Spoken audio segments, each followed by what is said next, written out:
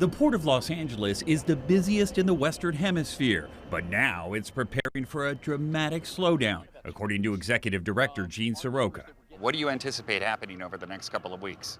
In 2 weeks' time, Carter, we'll see a drop on our import side of the business by about a third. It could be as much as 40% the week to follow. Most American importers are saying that they're stopping shipments out of China because they simply weren't going to pay 2.5 times the cost of the goods. With a 145% tariff, a container of Chinese goods worth $100,000 will now cost importers an extra $145,000. With information coming out of Washington seemingly by the hour, it's tough to get a line of sight on what's next. Inventory on hand right now in the United States will last for about 6 to 8 weeks. After that, shelves will be bare. We won't be able to buy as much online.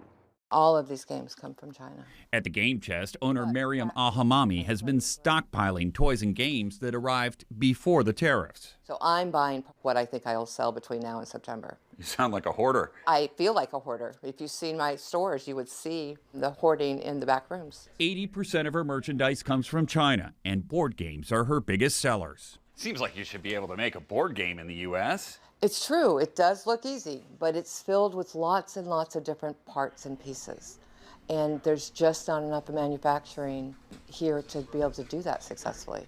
At this point, even if the tariffs are reduced significantly, It'll still take about 10 days to 2 weeks to get these ships back in line over in China. Then it's a 2-week trip here to LA. So we're starting to cut it pretty close with respect to inventory in the U.S. So we might see some empty shelves even if the tariffs are brought down in the next couple of weeks. We're running out of time on that. And if we have fewer items to select from, that's going to put a pinch on the American buyer.